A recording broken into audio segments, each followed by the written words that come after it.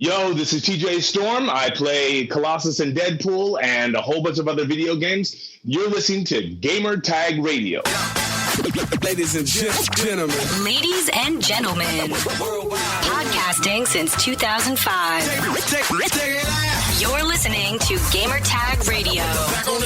With your host, podcaster Hall of Famer Danny Pena, the always opinionated Paris Lilly, and from outside of the norm, Peter Toledo.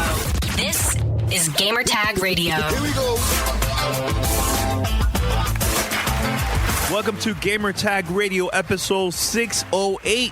This is your host, Danny, and joining me this week, regular co-host of the show. Let's start off with Pete. Yo, this has been a very, very interesting past 24 hours. Kind of stoked. Let's just get right into it. Let's bring it over. It's been insane. Actually, this whole week has been insane, but more of that later. And also joining us, finally, he's back, Mr. Paris. What's going on, everybody? Good, man. You've been busy for the past couple of days or so. Yeah, man. I went to YouTube yesterday. It was freaking awesome. There you go, ladies and gentlemen. He's a YouTuber. There you go. Mr. Verified. Oh, man, that's awesome. How was it? Say again? How was it? No, it was a lot of fun. It was very interesting. I went to their San Bruno campus up in San Francisco, and just got the tour. I got to see where everything happens for enforcement and policy. I got to see YouTube gaming and just their entire layout. Like literally on a random Wednesday, we sat outside and watched a full jazz concert and drank wine. That's just a typical day at YouTube. So yeah, it was pretty cool. That's awesome. You were there for a long time? Yeah, I was there for a few hours. Yeah, there for a few hours. Like I said, I got to see some cool stuff. Yeah, I got to see some cool stuff. I'll just leave it at that. but it was good. It was a good trip. I definitely, if I get the chance again, I want to go check it out again. Yeah. All right. Cool. So this week has been very interesting because first it was the brand new Guardians of the Galaxy Volume 2 teaser trailer. Then I hear, oh my God, Red Dead, there's going to be a brand new trailer coming out. I'm like, all right. Then we get to see the Logan trailer, right? It came out today too. And then out of the blue, Nintendo, we have a surprise tomorrow. Check out our trailer. And it was the NX. So which one you think we should start first out of the video game part? Red Dead or Nintendo? Nintendo, without a doubt, because the rest of it was non-news, in my opinion. There you go. All right. Wow. So let's start with Nintendo. Brand new console. It's called Nintendo Switch. First off, what do you think about the name of the console? It's fine.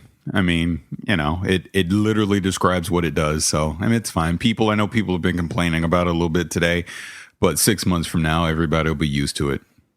Yeah, I mean, it was like that too when they announced the Wii. Remember the first time they announced Wii? I was like, what? And it worked out for them. So, people can't complain. But let's talk about that, man. Like, I think the whole leaks, the rumors, it's so far it looks like this is it. This is it, a portable home console, and also you can take it out and play your games. During the trailer, the first thing they showed was Zelda. They showed a little bit of a new Mario game, I believe. I don't know if it's a fake one or not. It looks legit. And I believe that was Skyrim. Yes, Bethesda? Yes, it was. Yes, it was Skyrim. It was Skyrim gameplay, but I no guarantee. I believe it was confirmed. It's not like they didn't show Skyrim playing on a Nintendo Switch. It was just stock game footage of the game. Now, what are your thoughts about just the concept of you could take it out, you could play it at home? Hold on, you forgot a key game, NBA 2K17, if I'm not mistaken. Oh yes, which that means more third party support, which is great. That's great. I mean, there's a long list of companies that supposedly going to be working on games for Nintendo Switch. Yeah, so like 30 something. So it's great. Finally, seeing Nintendo open up the doors to a lot more third party. Now, my question is, and I don't know, maybe just because I'm not a big Nintendo follower, was that always Nintendo pushing them away, or was it third parties reluctant to use Nintendo's products because they were typically underpowered when in comparison to like the Xboxes and the Sonys and the PC world? I think it's also has to do with sales. Like them, third party always like, let's say, release a game and they see the sales of that version is not great compared to like the PlayStation or Xbox One versions. So that's also part of it. And also too, I think it's because of the power too. This is a whole combination of a lot of things, I think, you know. But first let's talk about the system. I mean, what your reaction, guys? Like, do you like it? Is it cool? You don't like it? It looks awkward? What? I mean, to me, the first thing I thought about when I saw the console reminded me of Ouya for some reason. I don't know the colors. Ouya. I don't know if I'm the only one, but no, I mean it's fine. It's exactly what I thought it would be. I mean, just piecing together all the rumors and speculation, it is literally a home console that you can take on the go. And I like the fact that the control schemes, you know, you can snap them on. You can also get that optional Pro controller. You know, you can split them so two players can use it at the same time on various Joy-Cons. games. I think Joy-Cons is what they're called. Yeah, the Joy-Cons. I mean, it's good. This is what Nintendo does. Nintendo innovates. So don't be surprised when Sony or Microsoft does something similar, you know, down the road where they have a quote unquote portable device that's also a home console. I mean, this isn't getting rid of the DS, which they've made clear today, but it's a nice option. If I'm playing Zelda or I'm playing the new Mario or something, and all of a sudden my wife's like, well, we got to go to Costco, I can just pop it out, sit in the car while she drives and keep on playing. I mean, literally, that's the first thing that came to my mind, you know? And like, even I showed it to my son, and first thing he said to me, he was like, oh, this is cool, Dad. He goes, I know you're going to get one. Are we going to get two so we can play with each other? And I was like, yeah, that sounds like a good idea. You can do 2K17 in the car while the wife is driving. Yeah, exactly. Exactly. I dig it. I mean, this is for sure a day one for me, you know? And honestly, like, Nintendo's not competing. No.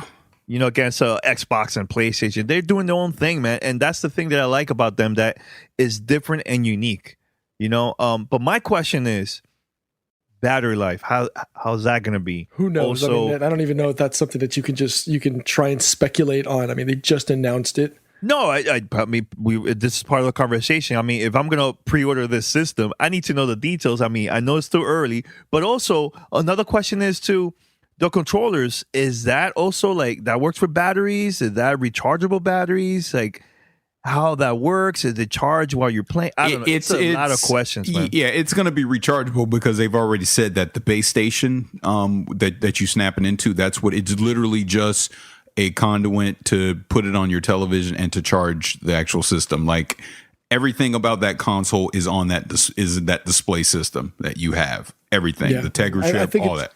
I think it's really, really smart that they're making like a singular device where pretty much all of their library can be played, you know, on one platform.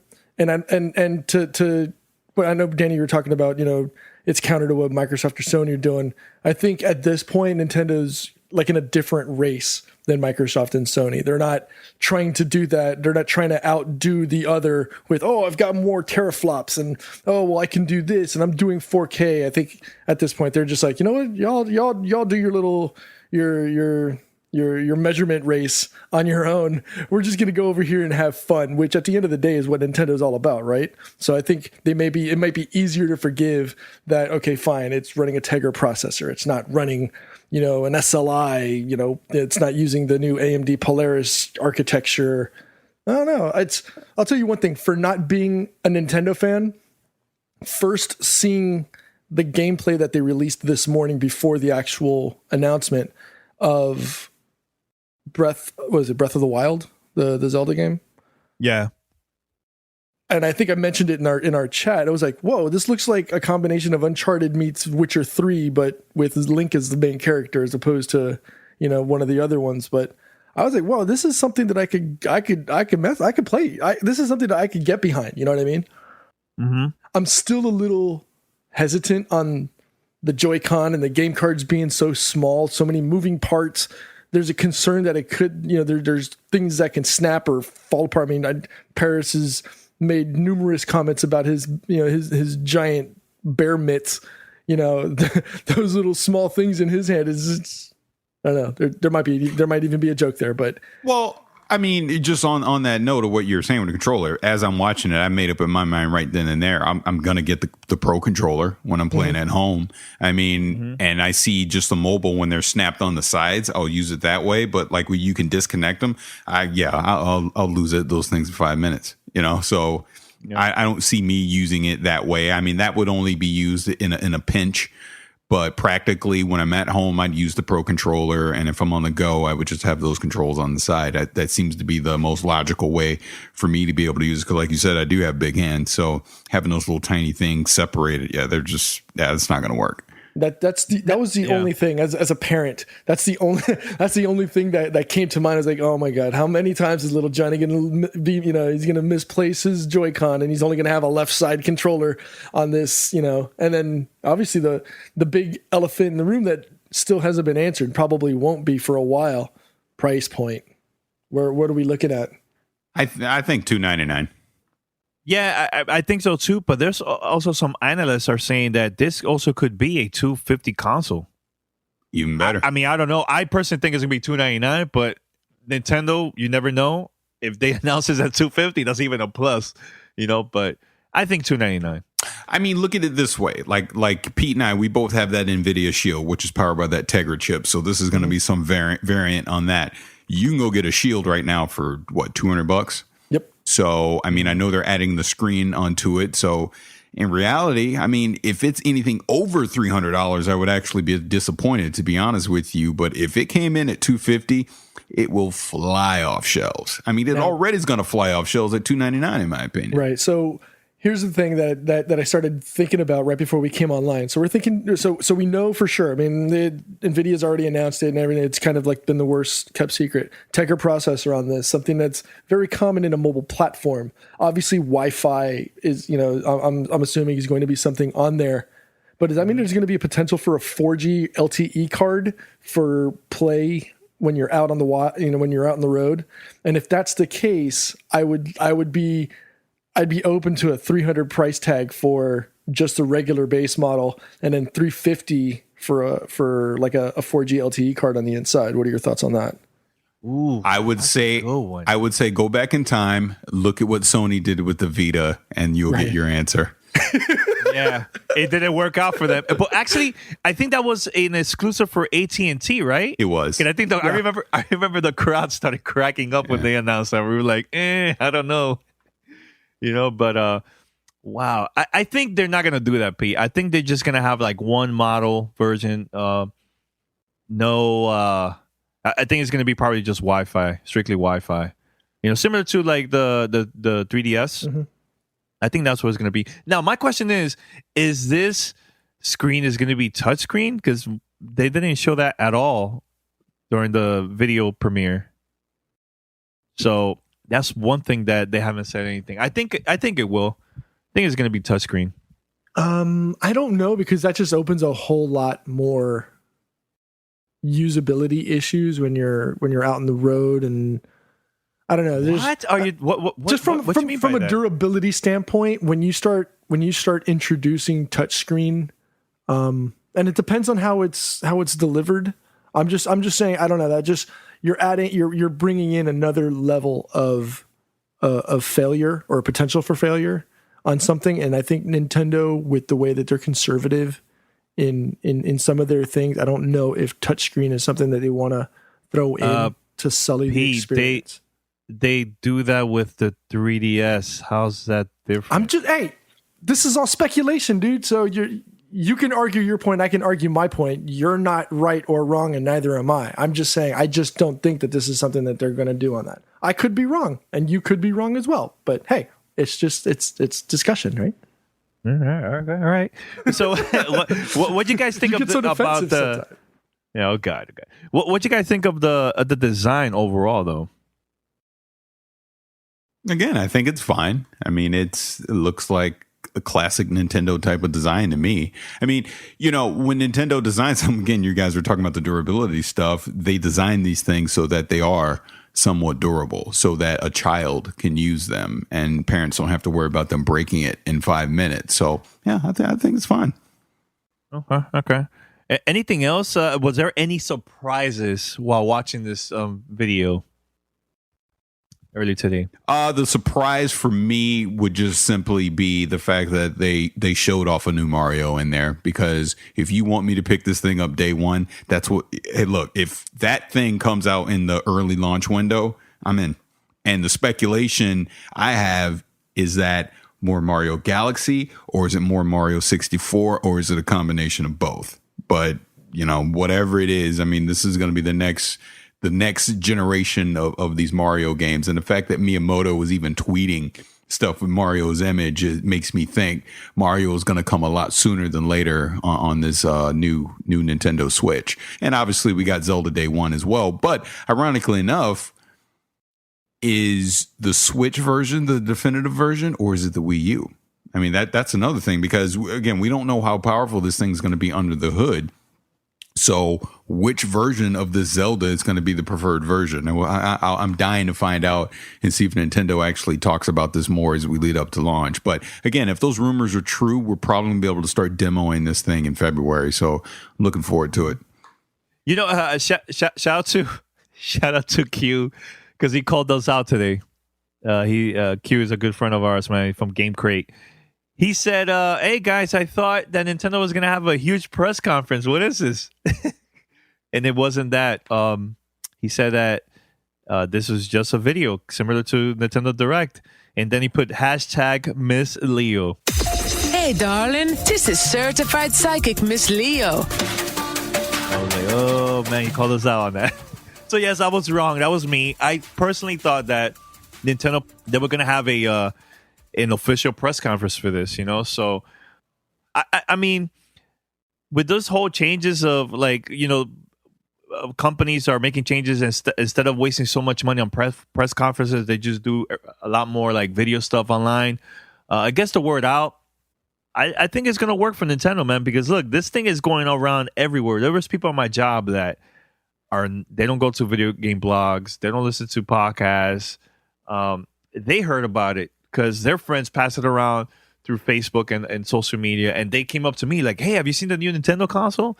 You know, so I mean, it's working. It's going around, man, for even to the non-gamers. Well, you know, so and again, this is something that we discussed in our chat. You know, leading into the video, but it makes sense for Nintendo to do something like this to ensure that what they're trying to get across comes across cleanly without any misinformation or misinterpretation of what they want to do. I know in previous Nintendo Directs that we've watched, whether at E3 or elsewhere, sometimes that what the point that they're trying to get across doesn't really come through clearly. Sometimes it's either because it's a language barrier or what have you. This, I think, was the best way. It didn't matter whether you were from the Americas or you were from Europe or Africa or Asia or you know or anywhere else, that it wasn't a language barrier that was going to confuse. I think the way they proposed and showed this made it easier to digest and understanding just exactly what nearly every component, obviously didn't show 100%, but most of the key features like the controller and how they slide into the console, how the whole thing slides into the Switch dock, things like that. They made it as plain as day to explain what exactly Nintendo Switch was all about. And I think this is the right move for them. Definitely. Paris, anything else? No, just other than, you know, like I said, this is an exciting time for Nintendo because I feel like they got the chance to right the ship here with some of the missteps that they had late in the life of the Wii and then going into the Wii U. Like, this is kind of that that original vision of what the Wii U was going to be, this is kind of the perfected version of it now, where you have a portable device that you can take with you anywhere and you can still play all your console games at home. It's one device back and forth. I mean, I know a lot of people are kind of sketchy with the whole cartridge thing and how is digital going to work. And I know we've gotten some emails already, people asking about, is there going to be party chat and online stuff? Like, look, take all that, crumple it up, throw it in the trash. That is not Nintendo, because it's not Nintendo's strength, and it never will be. It never will be. No. I guarantee you, whatever solution they have for this, it's not going to compare to what you see on Xbox Live or even PlayStation Network. It's just not. You know, you play Nintendo games because, like I say a million times, they are the greatest games developer in the world, and their games are iconic, and they've lasted the test of time over the past 30 years. That's why you pick it up. I pick it up to play Zelda, Mario, Donkey Kong, Metroid, and any other new innovative title that they come out that catches my eye. But those core games is why I'll be there day one and pick up this Nintendo Switch. I think it's going to be digital too, because you know it works for the 3DS and past consoles from Nintendo. So yeah, they're gonna have digital. Now we just don't know how much space is the system. If we could add more, like a memory card in there, we don't know. But I think they're gonna have digital. Now the whole achievement and other stuff, yeah, you're right, Paris. I don't see that happening at all. Well, as far as the storage goes, we do know it has 32 gigabytes of storage. Yes. So, but we don't, like you said, we don't know if it has like a micro SD slot for additional storage yet or not, which again, we don't even know about the USB ports. We don't even know exactly what is it using USB-C, USB 3.0. We don't know yet. So there's still questions out there on the 100% specs. We just know that it's a Tegra chip and excuse me, and it's coming in March. Well, remember they've got the game cards or whatever they're going to be called. We don't know how big those are. I believe the online storage is only to hold is mostly for the OS. I don't know if that's just 32 gigs of free available storage on top of what's going to be running. Do you think that them switching to those mini game cards was a smart idea?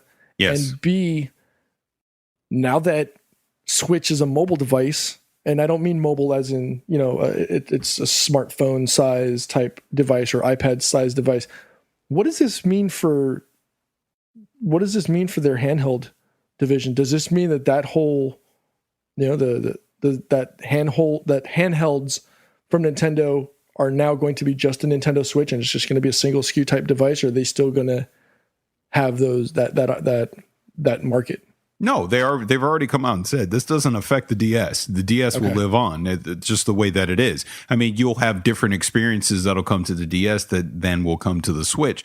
And I think the cartridges, like you were saying, is the right move because this is now a mobile device. This is something we know kids are going to have, right? You want to keep it as simple as possible. You don't have space for CD drives or anything like that. And you can't expect kids to be constantly moving data back and forth digitally, right?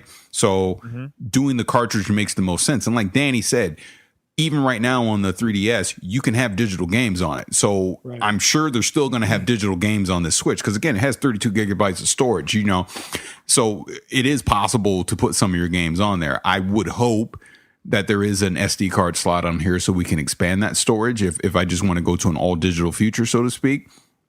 But I think for the simplification of it, so that it's very user friendly in ease of use, having the cartridge is absolutely the right move, and that's been Nintendo's MO from day one, pretty much.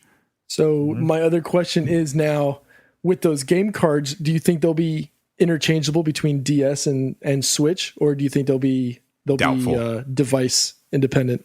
That I'm going to doubt because now you're asking, because you got to think the DS is probably running on a different architecture than what the Switch is going to be running on. You got to think the Switch is running on a more advanced Tegra chip than whatever the DS is running on. You know, you're asking developers scaling back and forth. You're throwing basically a different hardware SKU into the mix and got to make sure that the game runs on it fine on there. You know, frame rates, all that kind of stuff. I think Nintendo is going to keep those two separate. You know, you're going to have a DS crowd because, again, the DS is huge in Japan. there's no way Nintendo is going to shut down that market, right? They can't gamble 100% that everyone over in Japan is just going to go pick up a Switch, because they're not, right? Especially when you already have that install base in place. You're going to keep making games for it, you know? Now, over here could be different. We could see definitely more games for the Switch than we do to 3DS. I think a few years from now, that'll definitely be a question to ask when the 3DS is kind of long in the tooth and it needs a successor. Do they make another 3DS, or do they just push everything towards the Switch? But I think in the short term, they'll definitely keep those SKUs separate. And also, we got to think about the whole 2 screen on the 3DS compared to this. Yeah. Only one. Yeah, that's another thing too. Yeah. But man, let me tell you, man, I think Nintendo's going to create a big buzz, for them, like on the mobile side. Like it worked for them with Pokemon Go, and now the new Mario game that's coming out for the iOS, I believe this December. If that becomes successful, I'm telling you, this is going to help them even more when the Switch comes out in March. I think so. And I think that's it. Anything else? Anything else you guys want to talk about Switch, or we're done? I think that's good. I think we're good. All right. So let's move to the next topic now. Red Dead Redemption 2. Wow, an amazing 60-second trailer just came out today. Your thoughts? The game looks beautiful. That's about it. But I can go ahead. I'll go first, because I know people are gonna get mad at me for saying this. Honestly, I could have done without that trailer. They could have just not said anything about this game until 2017, and then just released it. Let me put it in simpler terms. I wish they would have did what Bethesda did with Fallout 4. We knew it was coming. We've seen leaks, all that. They didn't have to officially say anything. Here we go, a year out, and they give us this 60-second trailer that really didn't show much. And they kind of built the hype up over it over this week. And I think that's what I'm salty about. Don't do all the little social media hype train and then just give me that as the teaser. I want a little more if you're going to do all that. Or just don't say anything at all. And we've been perfectly fine. Because I'll say, in my opinion, Red Dead Redemption 2 will sell the same amount of copies this time next year with zero hype now than giving us what they did, if that makes sense. Right? Yeah. So yeah. I didn't need it. But with all that said, because I know people are freaking typing on their keyboards now, Paris with 3 R's and 2 I's, you're a hater. And I know I'm going to get that now. And a Z. And a Z. Yeah, the Z. Oh, and X's all in the front and the back of it, too. Everywhere. Start at the end. Yeah. But with that said, I mean, look, and I've said this before, I haven't finished the first one. I started it and never finished it, right? So I really need to go back and do that first of all. But I'm very intrigued by it. I think this open world look at the Old West is going to be very fascinating. It's going to be a fun game. Don't get me wrong. It's just I wanted more, and if you weren't going to give me more, I think you just shouldn't have given me anything at all. See, that's the thing too, because in the past when they made announcements of like past Grand Theft Auto games, they'll show a pretty good trailer, like 2-3 minute trailer. But 60 seconds, not showing really much. It's like, you could have just hold it on until next year, and not say anything, But I don't know. I remember hitting up the guys. I'm like, that's it. That was the trailer. But you know what? I was okay with it, considering it's this early in the release cycle. I mean, we're still talking a year out. Did we really need anything more? We've seen more. Did we really need anything more? I'm saying we have seen more from other games, especially Grand Theft Auto games, that sells way more than Red Dead Redemption 2. So what's the difference? Like, I mean, they show stuff a year before launch, and they still showed a longer trailer than that. And they showed more. And they showed like the characters a little bit more and the city. And I don't know. That's just my opinion. But tell me, why you're defending this, Pete?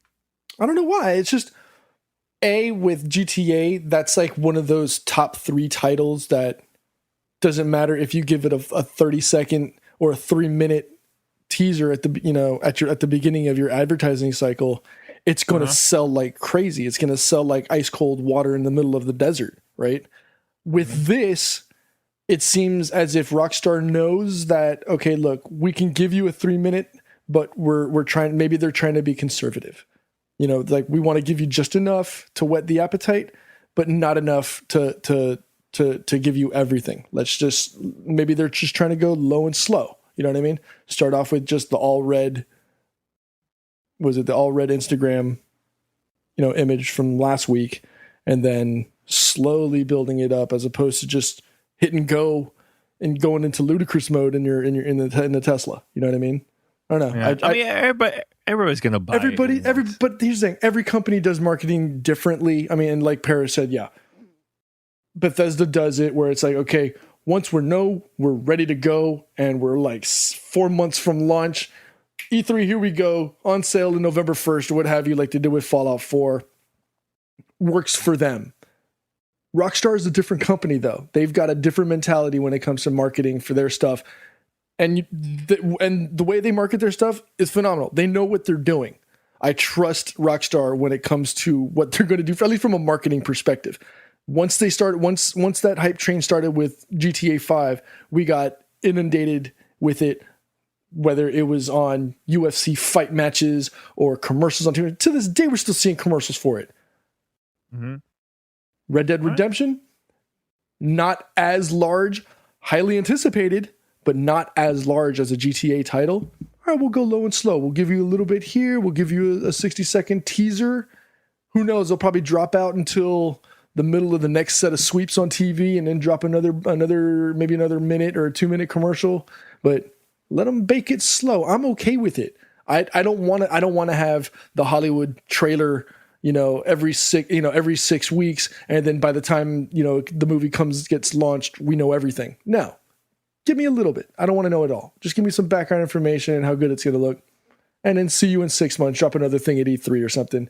And then, whet my appetite and get me excited and all hyped up again. It's too early for people to get all super hyped for it anyways. It's just enough to say, hey, this is coming on the horizon. We'll see in a little bit. Yeah. And also, we have to talk about this very quick. Sony, PlayStation, they have a marketing deal, an exclusive marketing deal with Rockstar Games for this game.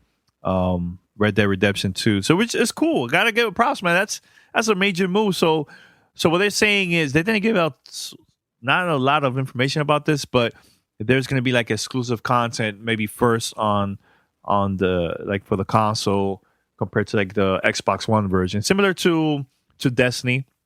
Similar to Destiny like that. So props to them. And also you could also play the original Red Dead Redemption game on PlayStation Now. Now, this is a conversation I was having with the guys. I'm kind of anti PlayStation Now. I'm just not a fan of the whole streaming service. Same thing with Xbox One that you could stream on a PC. I tried it. I'm just not a fan of that at all. I prefer to just download the game, have it, and it's mine, and I'm good. And I understand the situation that's the only way for PlayStation 4 owners. That's the only way for them to play older games from PlayStation 3 and PlayStation 2 and so on. So, I mean, it's just disappointing. It would have been cool if there would have been like a digital version, if you pre-order the game here, something like that. But that's just me. So, well, as we said in the chat, and I think it was Mandy that said it the best, you can't take the risk of people pre-ordering Red Dead Redemption 2, getting the pre-order and then canceling it. You want to make sure that you monetize that properly. That's not something you want to take a risk on unless you give them Red Dead Redemption, the original, after the game launches, similar to the way Gears of War does it with Gears 4. I think they gave everybody a code a week later. Right. But most of the time you're going to get that very, very, I don't know, maybe it's just me, but if I got Gears 4 and then I got Gears 1 after that, the chances that I'm going to jump back into Gears 1 after playing Gears 4 is very low.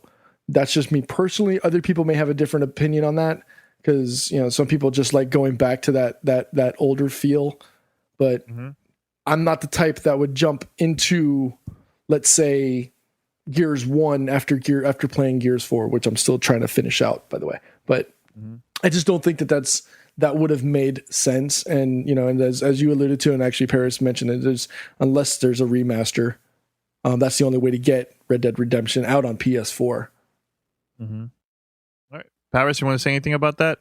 before we No, I mean, I already said it. Like I said, I mean, this is all Sony can do. If Rockstar can't dedicate the resources to actually doing a remaster to get it on the PlayStation 4, this is the next best option for them to put it on PlayStation Now. Do we like it? No. I mean, I'll never use PlayStation Now, but it's hey, you can do it backwards compatible on the Xbox. So that's another option for people. If you're someone like me that hasn't played it yet, literally PlayStation Now or getting an old PlayStation 3 or me buying another Xbox is my only way to play Red Dead Redemption right now. So, it is what it is. Like I said, this is just Sony getting the marketing deal and doing best effort with what they have. I mean, it's not the best option, but it is what it is. Yep. All right. So, guys, we're going to play this interview that I recorded earlier today. I recorded an interview with TJ Storm. He's a voice actor and also does like a lot of motion capture for like different video games and movies and stuff. So he was on Deadpool, Godzilla. I think he worked on also UFC games, Street Fighter, Tekken, Halo, a lot of games. Now, I contacted the Screen Actors Guild. It's a union for voice actors and stuff, and they're saying that they're gonna have a strike starting now, starting the 21st of this month until they right now. In the meantime, they're negotiating with different video game companies because they're not happy with what they have right now, and I believe TJ is the right person to explain more like the whole behind the scenes stuff with the business side when it comes to that. So we had a great conversation, and if you like this interview and you want to support them, go out there at social media and let your voice be heard to those video game companies out there, so they can make any changes and stuff. So let's play this interview right now, and then once we come back, we're gonna wrap it up. So we'll be right back after this. Welcome to Play It, a new podcast network featuring radio and TV personalities talking business, sports, tech, entertainment, and more. Play it at play.it. Back on the scene. This is Gamer Tag Radio. Voicemail at 786-2737-GTR. How's it going? My name is TJ Storm. I'm a actor and performance motion capture actor. I've worked on things like Deadpool. You saw me as Colossus there, and tons of video games, lots of films, Avatar, Halo, all kinds of fun stuff. And I'm glad to be here. Yeah, and I know you're also part of the Screen Actors Guild. I am, definitely.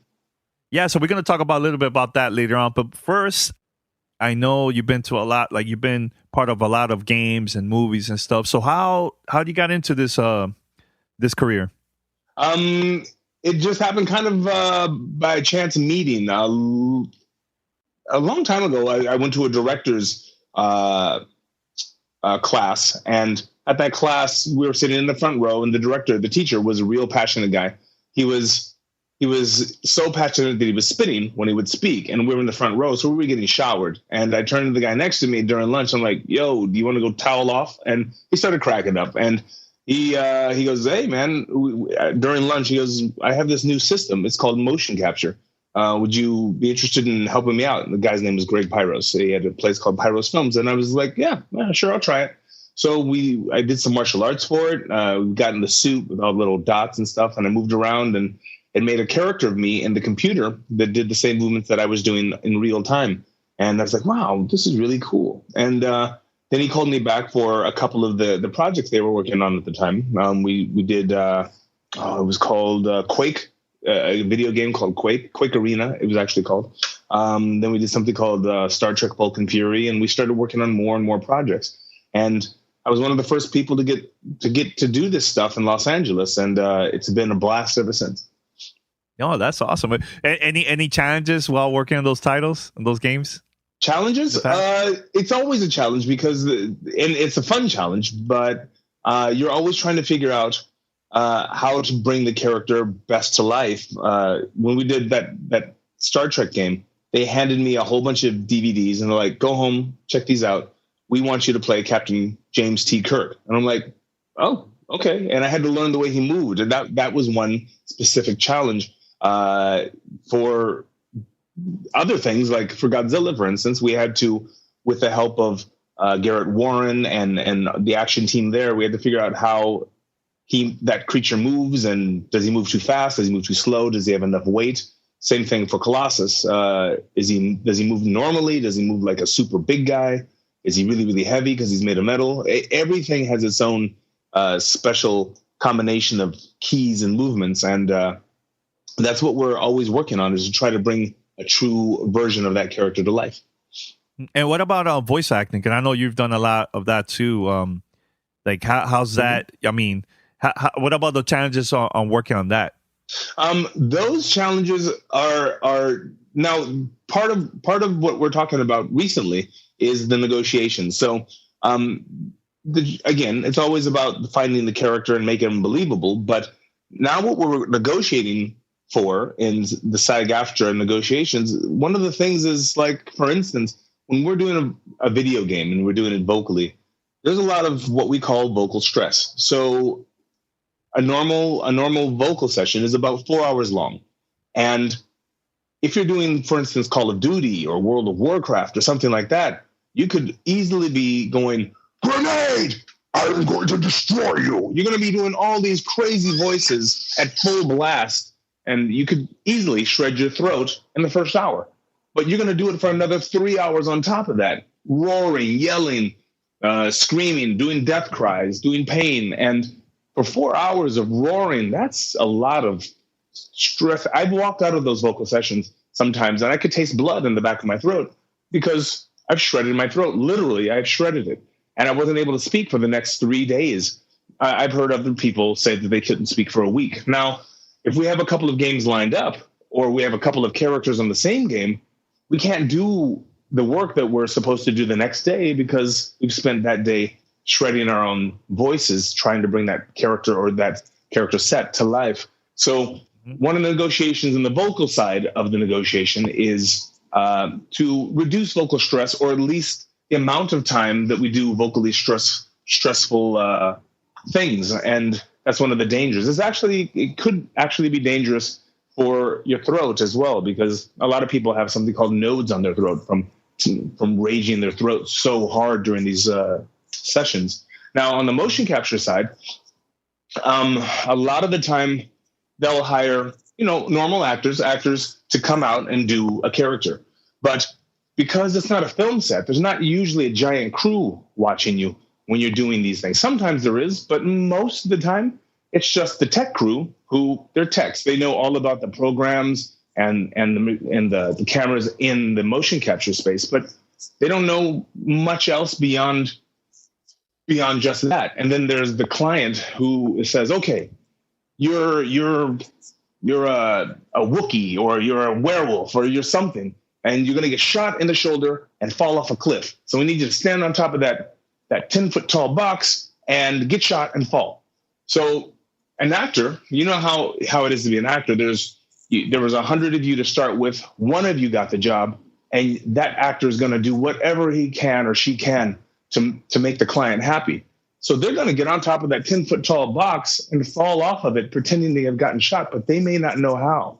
So what we're asking for the protection of the performers is, hey, we would like a SAG recognized stunt coordinator to be on the set with us to protect our performers and make sure that not only does the client get what they want and have it look good, done the right way, but everybody involved is safe on the set, because some of this stuff can get pretty hairy. We can do rigging, which means there's wires connected to our bodies and we get yanked across the room. Or we could do something as simple as run and slide while shooting a gun. And even that simple, what seems relatively simple, it's not as simple as it sounds. We need a lot of practice. There's a lot of stunt people or a lot of action people do a lot of training just to be able to do that stuff well. And if there's not a stunt coordinator to look out for you or to suggest, hey, here's a safer way or here's a better way to get what you want, that makes it really hard. So that's kind of one of the major things that we're really looking out for. And I know I know you guys are planning to have a strike now. And I just want to know, like, how's the reaction has been with like the video game companies about that? about you guys having a strike. How long you guys could do this for? How long the strike? Do you see doing this for a very long time? You know what? To be honest, I hope we don't have to. I can only speculate, but here's the thing. If you're doing an animation, and that's what we're kind of doing, we're saving a lot of time and a lot of effort on the side of the client, which is often video game companies or movie companies, to have to hand animate what we're doing. Now, hand animation oftentimes doesn't look as realistic as motion capture. That's why they hire us. Number two, it takes way, way longer and a lot more effort and a lot more manpower to sit down and animate by hand, to draw or to use a computer to draw a character doing what a person could do easily, because it's a lot of work trying to give a realistic speed and weight to a moving to a human moving than it does for just to put a person in a suit and have them run across the stage. That, it doesn't seem like much, but you don't think about it, but it's a lot of work to animate that. So we're saving them a lot of money. Now, the difference between somebody who's a professional who does this versus somebody who's not, again, the professionals save the companies a lot of money. So we're just asking to be compensated appropriately for that and be kept safe while we're doing that. Now, I am hoping that we don't have to strike myself, because I love this job. It is the coolest job ever. I mean, one day I'm a pirate, the next day I'm a Jedi. It could be anything. I have no idea. I've gotten to be Iron Man in Captain America: Civil War. That's cool. I spent the day being Iron Man. That was awesome. So I don't want to strike. Awesome. Yeah, it's cool, right? But yeah. I don't want to strike if I don't need to. I would really, really not like to have to strike. I want to work with them. I want to find a way to get this done, and I want to get it done as quickly and as professionally as possible. But at the same time, we feel that it needs to be fair for us. So we want them to meet us halfway. One of the problems that we sometimes bump into is, because the gaming and the movie industry is so top secret now. It didn't used to be like this, but now there's so much competition that they're rightfully, they don't want leaks. They don't want you to know what's happening in the next Star Wars. They don't want you to know what's happening in the next Avengers, let's say. So they don't tell anybody what we're going to be shooting tomorrow, the next day, next week. Sometimes they won't even tell us what it is that we are shooting. So a lot of the time, I'll show up on the stage. I will not know what we're shooting that day.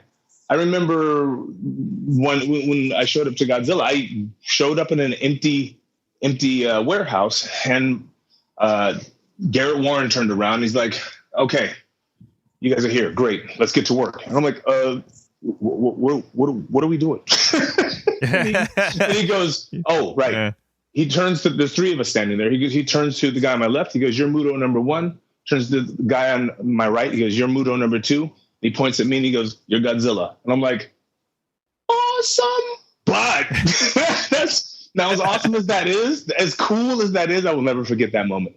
But as cool as that is, I mean, a lot of the time we can't work out 3 to 4 days prior to whatever we're shooting, because we could spend the day tackling each other. We could spend the day swinging a sledgehammer or sprinting in a really low crouch position, which if you had jogged the day before and your legs are a little tired, you're going to be dead during the day. You can't give it the best performance possible. So we have to figure out a way of communicating what it is that we might be doing on any given day. And that's not in any kind of contract. They don't have to tell us anything. And it, again, not knowing also increases the chance of injury, because we're not properly prepared. Yeah, and here's the thing. I think like last year, 2 years ago or so, I was at this hip hop conference and stuff in Miami, and there was a couple of hip hop producers there, and I think one of them worked on the soundtrack for Grand Theft Auto. So they had a Q&A section there, the audience and stuff. And the first question that I asked at the event, I was like, "Look, how was your experience working on the Grand Theft Auto soundtrack?" He said, "Look, it was great that I worked on the game, and my name went out there even more. But the bad side is there's no royalties, there's no bonus or anything like that. Once your work is done, is done. Is that similar to with the whole voice acting and doing motion capture too? It is, and that is a kind of a bummer, and that goes hand in hand with another thing as well. There's two things here. One is proper credit, and one is proper reimbursement. Now, not all game companies make big money. Some of them bust their butt and they make some money, and then the game dies out. Okay, so you don't make anything off of that. Then other games, they sell $1 billion in a couple of weeks, and you're like, hey, I worked on that. That's cool. I remember I spent a good part of my January shooting that. Do I get anything extra? Out of that $1 billion, will I see anything? And you're just like your friend. That music's getting played nonstop. That music's making the game more enjoyable. It's creating an atmosphere. And so are the characters that we're doing as motion capture actors or voice artists. They bring the game to life, or they help bring the game to life. So you would expect that you get a part of that shown as some kind of residual or some kind of royalty. Even a small one would be nice to be, to point that you were there, that you did the work, that people are enjoying it, and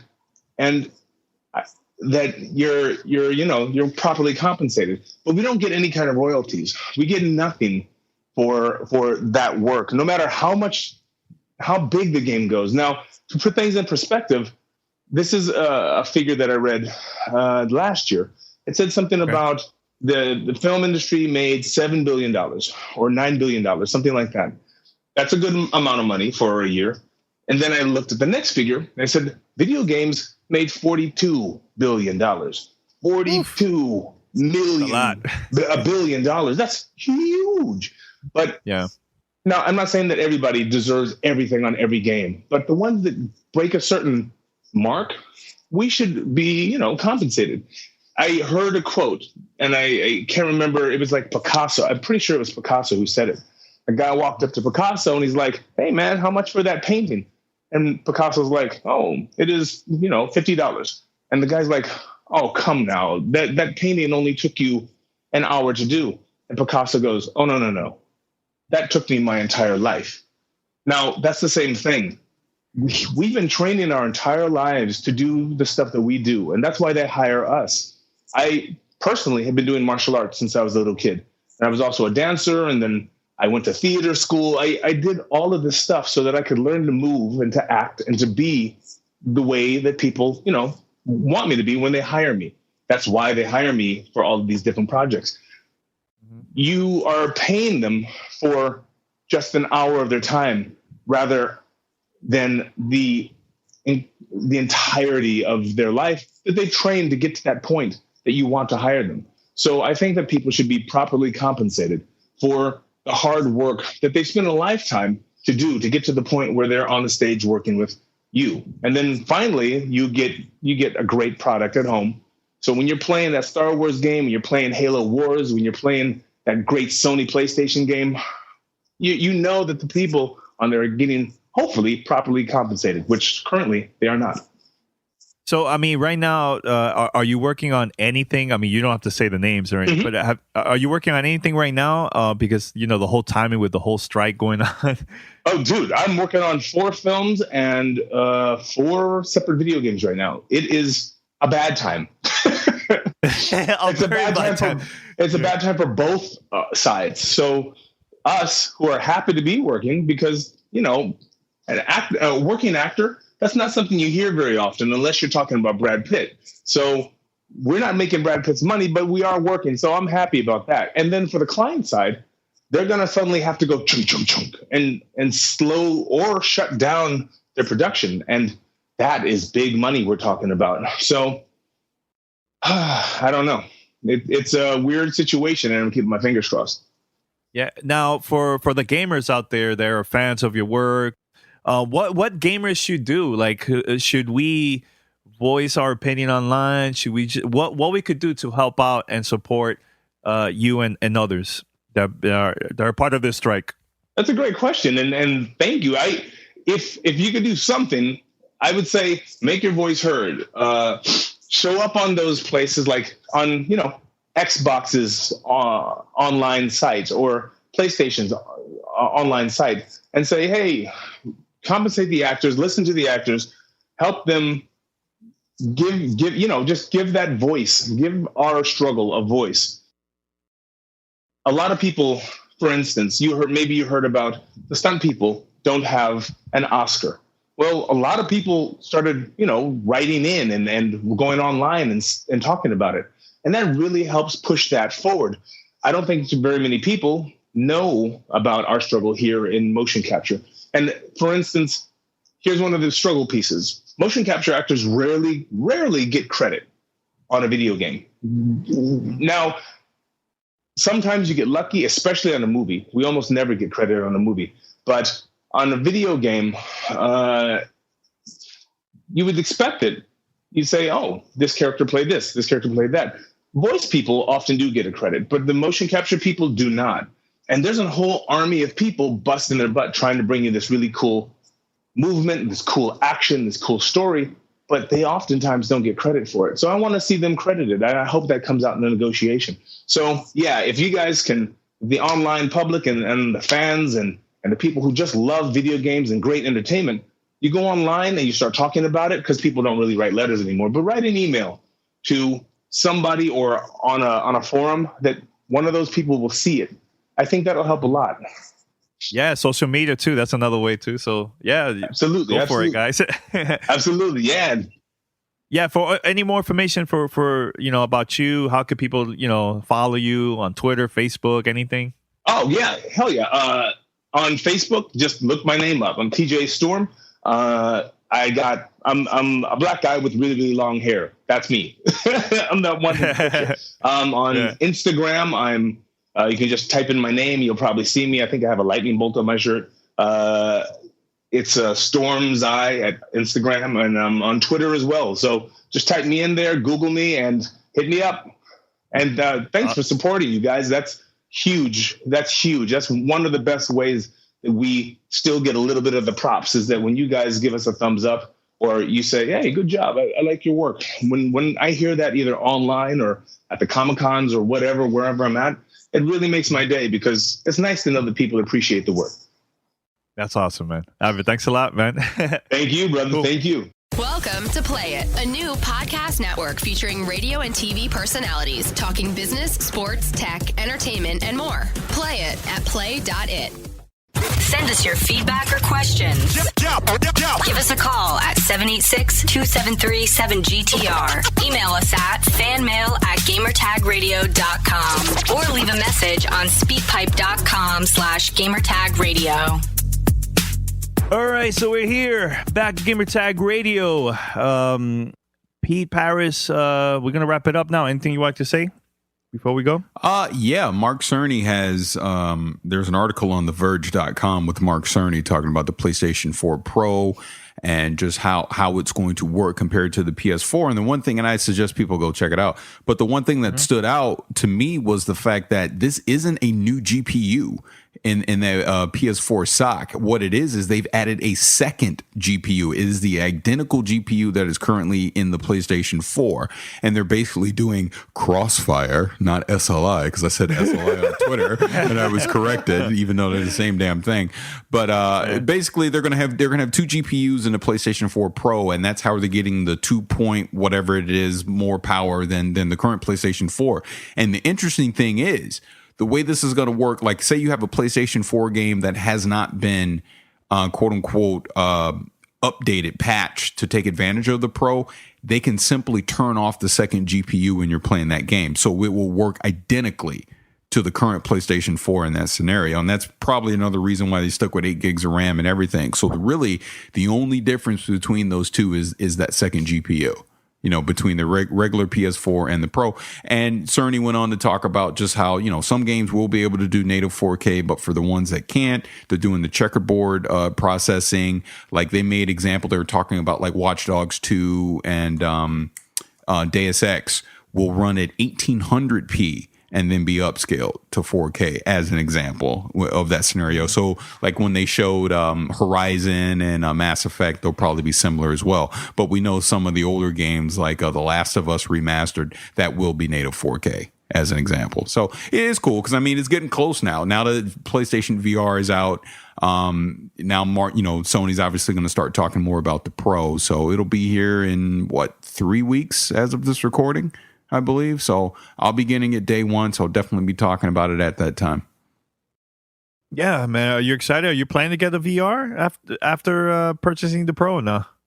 No, like I've said many times, I'm not touching VR until at least this time next year. And you know what? Because when I was up in San Francisco yesterday, I was talking to a lot of people that have PlayStation VR, and people love it.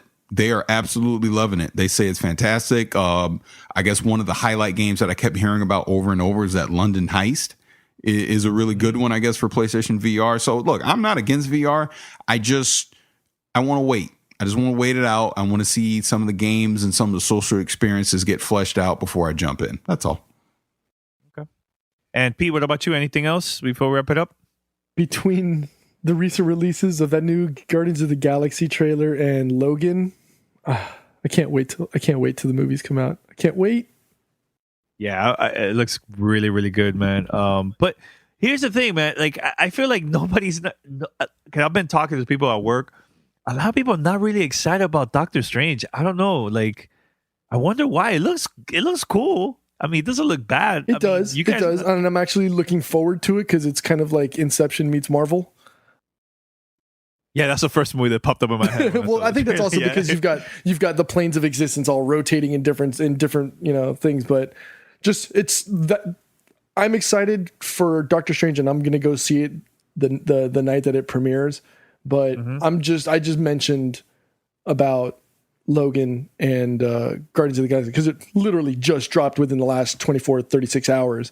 So those are just fresh in my mind right now. I definitely want to. I've got a long history with the Logan / Wolverine character, and especially this. And I know Paris and I were having a long conversation about this earlier this morning after watching or literally dissecting the trailer and trying to figure out what storylines they were trying to push across. And I think, I like what I was seeing, and I would definitely like to see more.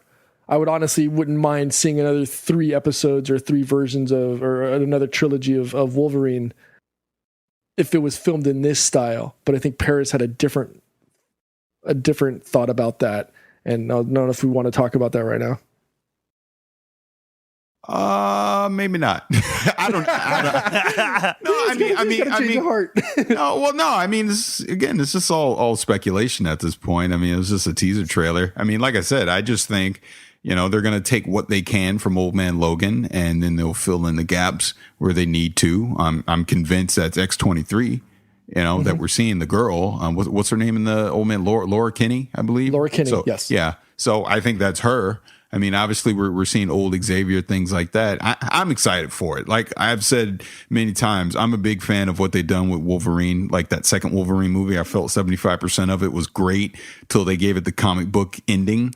So hopefully now with this rated R, it's going rated R, and they can just go all out. And I think this can be just the final tribute so that, Hugh Jackman and Patrick Stewart can ride off into the sun with those characters. And I swear, I'm telling you, at this point, when that movie's over, just reboot the whole damn thing. Keep the Deadpool universe going, and then the rest of the X-Men stuff, just flush it and start over, because it's a hot mess after Apocalypse.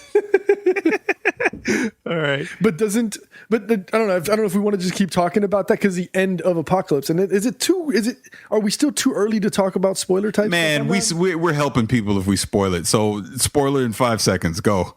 Okay. So at the end of Apocalypse, they show the vial getting taken out of the safe, and the label saying Essex, and that is supposedly the bad guy in Logan. It's supposed to be Nathaniel Essex, aka Mr. Sinister. And what I think is what's in that vial is the DNA from Logan, which was used to create X-23, aka Laura Kinney, aka his clone daughter, which, if I'm not mistaken, was also used to potentially create Dakin, which is Dakin was his son with his wife Ito, right? I think so, yeah. And that is who I think might be the one with the metal hand in the trailer. Could I be wrong? Yeah. Okay. Oh, you could. No, you could be right.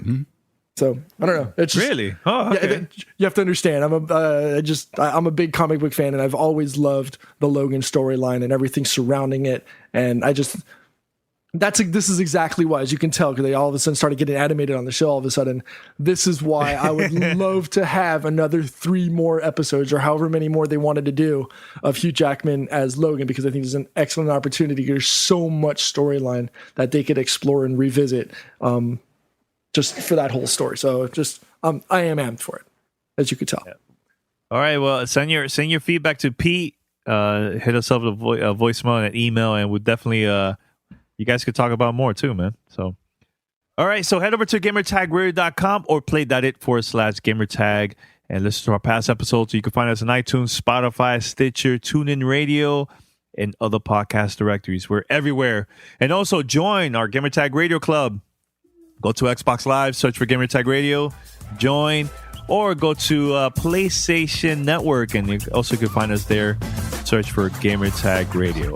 We're everywhere. All right, until next time, we're out. Peace. Thanks for listening to Gamertag Radio. Be sure to like us on Facebook and follow us on Twitter.